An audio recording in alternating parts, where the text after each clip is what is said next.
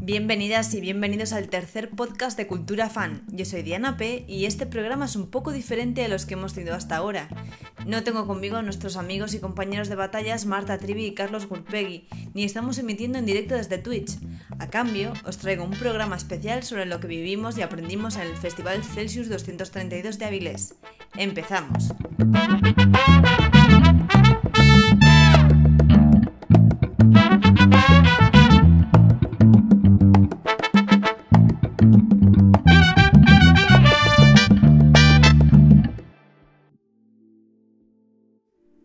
El nombre del festival, Celsius 232, es un homenaje a la novela distópica Fahrenheit 451 de Ray Bradbury, la temperatura a la que arde un libro, y es, de todas, una declaración de intenciones.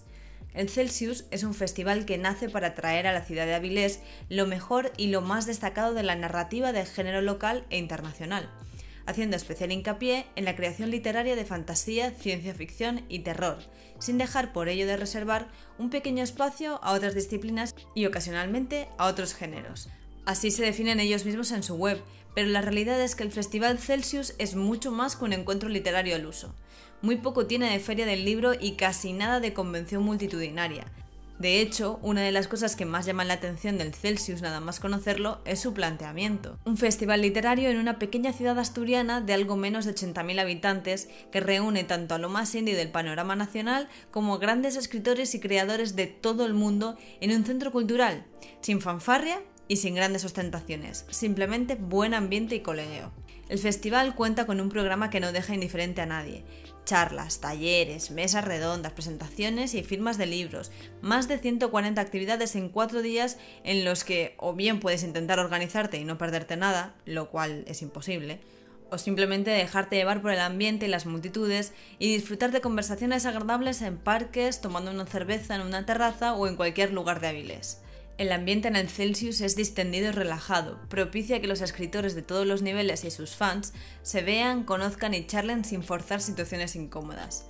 A diferencia de otras convenciones en las que los escritores salen por la puerta de atrás y van directamente al hotel a tener reuniones y entrevistas, en el Celsius te puedes encontrar a Cameron Harley y Becky Chambers tomando unas tapas en una terraza de un bar con un grupito de admiradoras. Este, sin duda, es el verdadero encanto del Celsius.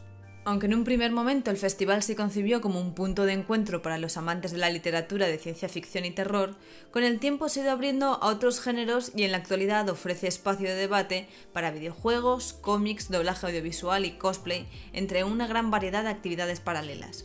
Tengo que reconocer que conocí este festival por casualidad, y acudí a la edición del 2017 hipnotizada por sus paneles de videojuegos. Rhianna Pratchett, guionista en los nuevos Tomb Raider, y Dave Grossman, diseñador de Monkey Island, en Asturias y gratis. Verlos e intentar hablar con ellos bien valía un viaje, así que cogí el coche y puse rumbo a Avilés. Una vez allí me di cuenta de todo lo que podía ofrecer el Celsius. En ese momento yo solo había leído algunos básicos de la ciencia ficción, y la literatura de género me sonaba un concepto bastante abstracto. No tenía una opinión clara sobre la literatura fantástica y no conocía nada de lo que se estaba haciendo en España. Aunque no necesitas ser un erudito en la materia para disfrutar del Celsius, la experiencia mejora bastante cuando te empapas del tema. Para intentar disipar dudas y entender un poco mejor este tema, en esta edición 2018 pude estar un rato con las editoriales Crononauta y Cerbero y con la escritora Gabriela Campbell para que me explicaran qué es eso de la literatura de género y la tendencia actual a que la literatura de género se mezcle con temas de género y LGTB. Hola, soy Israel Alonso, escritor y editor de Editorial Cerbero. Básicamente hablamos de literatura de ficción, de géneros muy concretos, no realistas, como los tres más importantes, la ciencia ficción, la fantasía y el terror, con sus diferentes subcategorías, ¿no? Dentro de la ciencia ficción o la ficción especulativa, pues yo qué sé, el steampunk, no sé, hay millones de etiquetas. De hecho, salen etiquetas por todas partes. Nosotros, por ejemplo, tenemos un libro que se llama, que lo hemos catalogado como Delibes Punk. Es un libro de Conchi Regueiro que se llama Los espíritus del humo. Y cuando lo leímos dijimos, esto se va a llamar el género Delibes Punk. Básicamente es costumbrismo español, como podría haber hecho Delibes, pero con elementos de ciencia ficción y fantasía. Es complicado de explicar, hay que leerlo. soy Gabriela Campbell y soy escritora, sobre todo de fantástico, fantasía oscura, hago juvenil, también escribo para adultos y también me dedico a ayudar a otros escritores, dando talleres en mi blog y trabajando en lo que es el arte de la escritura. La literatura de género, bueno, es curioso eso porque la literatura de género siempre se ha asociado a lo que es una literatura de nicho, algo con un mercado muy concreto, como puede ser la ciencia ficción, el fantástico, el terror, pero claro, también hay quien utiliza ese término para hablar de literatura de mujeres, por el hecho, o incluso LGBTI, o sea que estamos ahí ya mezclando un poco conceptos, pero normalmente lo usual es que al hablar de literatura de género estemos hablando de fantástico. Soy Elena, de Crononauta, de la editorial Crononauta. Escribimos libros que es literatura de género con perspectiva de género, porque lo que queremos hacer es publicar a autoras como históricamente siempre las han ninguneado. Realmente, normalmente en la ciencia ficción a las autoras no se les hace mucho caso y queremos aportar un granito de arena y publicar a autoras. Está empezando a haber muchísimas, siempre ha habido, pero no se les ha dado mucha voz. Por eso nosotros hemos publicado, por ejemplo, a Lara Robles o vamos a publicar a Elia Barceló, porque han sido autoras que llevan escribiendo muchísimos años y que no se les ha dado la visibilidad que deberían. Entonces sí que ha habido, pero ahora cada vez son muchas más y hay autoras brutales que hay que publicar y afortunadamente hay otras editoriales, aparte de las nuestras, que están empezando también a publicar a estas autoras y la verdad es que es una buena noticia. La literatura de género y especialmente la fantástica han sido consideradas un género menor, infantil y poco serio durante mucho tiempo. Ahora, con el auge de algunas series y algunas sagas literarias, les preguntamos si la percepción ha cambiado. Sigue habiendo prejuicios, sigue habiendo muchos prejuicios. Lo que pasa es que, claro, hay cositas que han ayudado mucho, ciertas películas en el cine, el boom de libros como Harry Potter o aquí en España Laura Gallego, bueno, el fenómeno Star Wars o El Señor de los Anillos. Todas estas cosas han ayudado a que esos frikis ya estemos más orgullosos de decir en público que somos frikis. Hay muchos casos en los que la literatura de género es como se le echa un poco así de no, es que literatura de género, es que ciencia ficción, eso es como para niños, es como uy, fantasía. Parece que crecemos y ya tenemos que leer cosas serias y ensayos y no, la literatura de género ayuda muchísimo. Por ejemplo, la ciencia ficción siempre te ayuda a decir el qué pasaría si, ¿no? Es como todas las distopías o todas las formas de imaginarte cómo podría ser un futuro, es súper interesante y te hace reflexionar sobre dónde podemos llegar si seguimos por ciertos caminos. Entonces yo creo que debería tratarse mejor, aunque ahora mismo no estamos en ello. Yo creo que gracias a iniciativas como el Celsius cada vez hay mejor visibilidad de este tipo de literatura. ¿Baja literatura o siempre ha habido una especie de clasificación absurda y ridícula sobre la literatura de género, por ejemplo, ¿no? No, es que claro, eso es cosas de friki, cosas de segunda. Ha estado mal considerada siempre. Yo, por ejemplo, en algunas presentaciones hemos tenido gente que ha dicho que no ha leído nunca terror bueno, terror todavía, pero bueno, ciencia ficción. Y entonces le decías, ¿no has leído nunca literatura de género? No, porque no, eso no me gusta, eso no va conmigo. No has leído Frankenstein, ¿no? Hombre, pero Frankenstein es otra cosa. Ajá. ¿Por qué? No, Frankenstein es ciencia ficción, es el germen, o uno de los gérmenes de la ciencia ficción. Pero no, Frankenstein es un clásico, vale.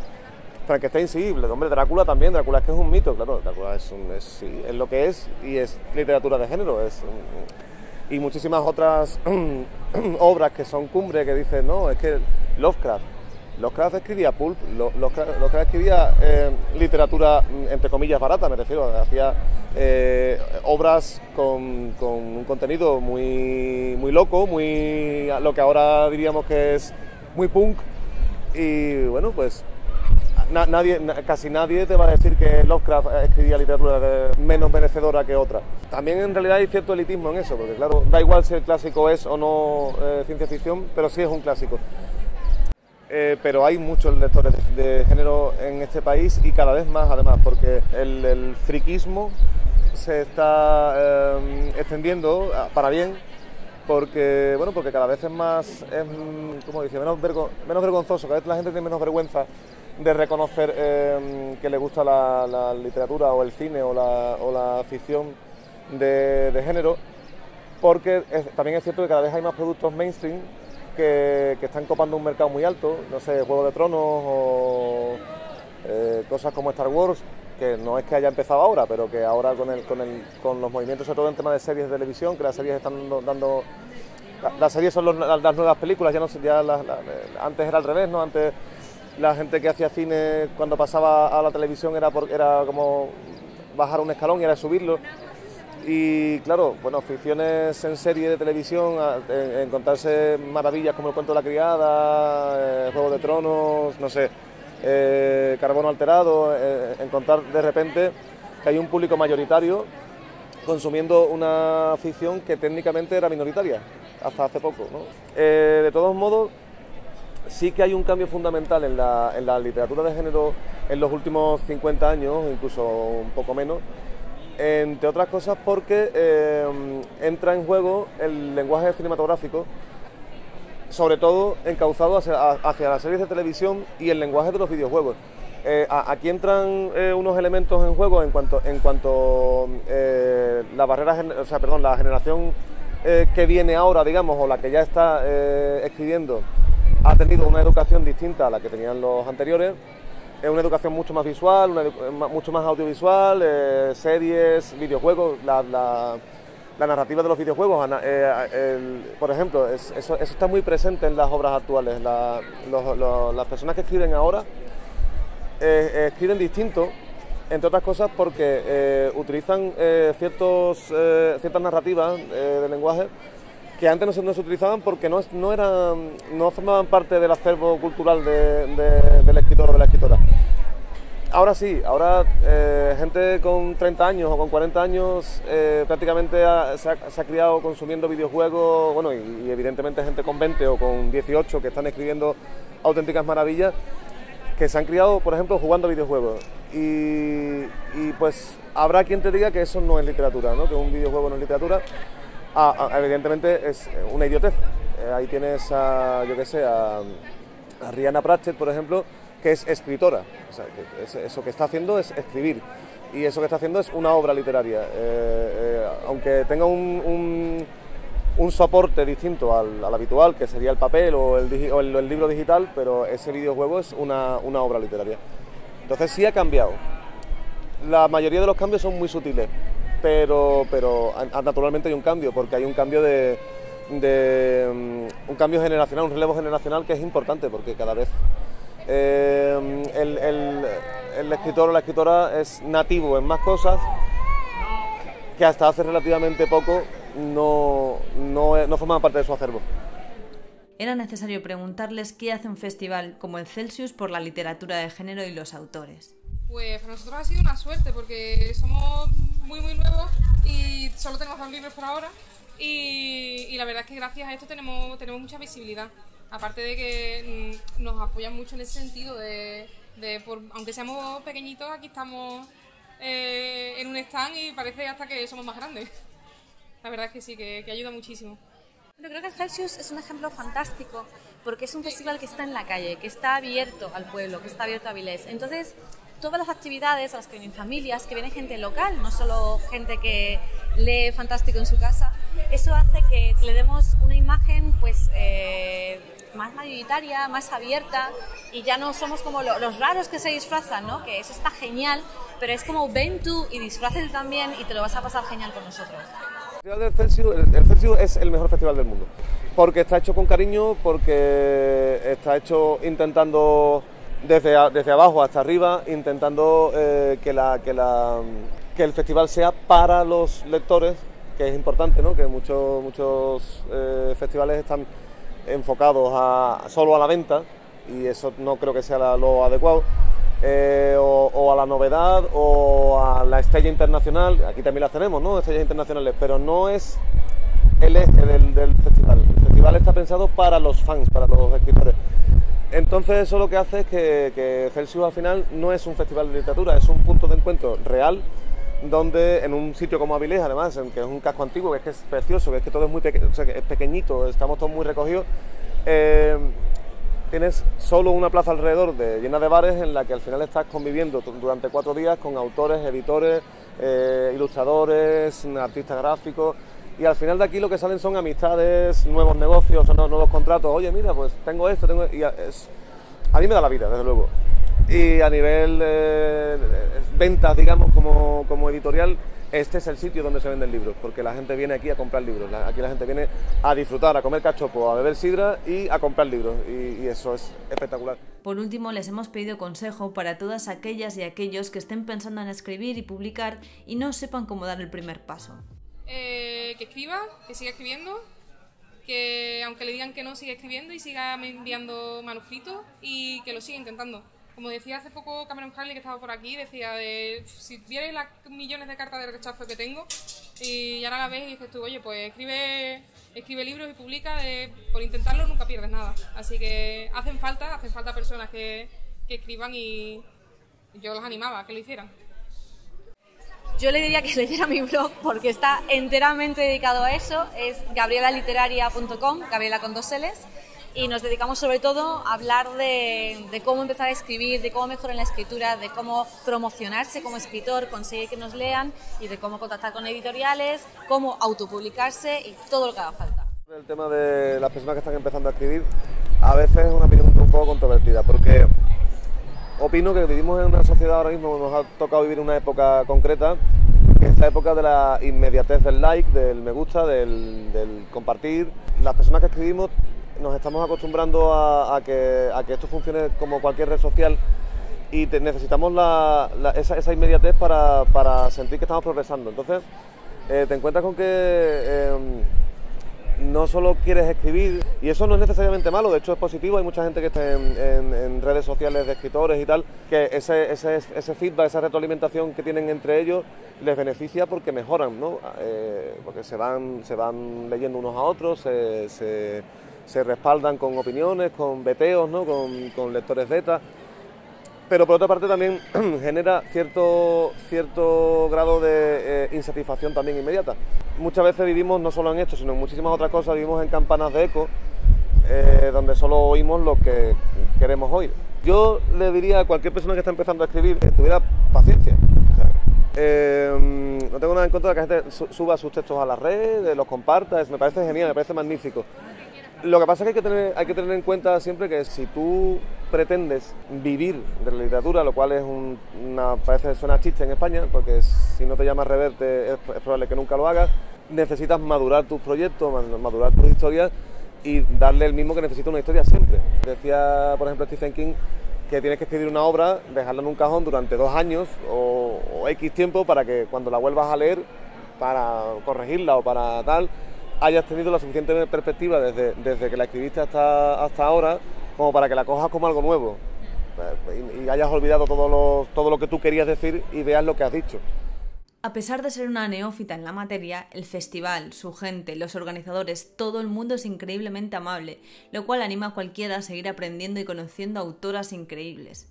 Digo autoras, sí, en femenino, porque aunque los clásicos en su gran mayoría se les ha reconocido a los hombres, en la actualidad el grueso de la literatura de género lo escriben mujeres, y el festival es un espejo claro de esta situación. En cuestión de un año, en las mesas sobre antologías de escritoras como el premio Ripley, alucinadas, terroríficas y distópicas y poshumanas, debates sobre la presencia de la mujer en la literatura o la escritura de personajes femeninos no solo se han multiplicado, sino que además han tomado el protagonismo en un festival de sobre variado. Han sido muchas las voces reivindicativas en esta edición. Elia G. Parente repitió en varias ocasiones que la presencia de las mujeres en concursos literarios sigue siendo minoritaria, a pesar de que la mayoría de los premios se les otorgan a escritoras. Cameron Harley, haciendo referencia a su libro La Revolución Feminista Geek, nos recuerda que las mujeres ni hemos sido ni somos bienvenidas en los sectores de ocio masculino, por eso tenemos que pelear con más fuerza. Estos y otros discursos similares están dando al Celsius el formato de evento que yo, personalmente, creo que todos necesitamos, un espacio mixto en el que cabe la crítica y la reivindicación en un ambiente sano y de debate. No puedo hacer otra cosa más que agradecerle a la organización del Celsius este viraje, porque la cultura, sin diversidad y sin autocrítica, no puede avanzar.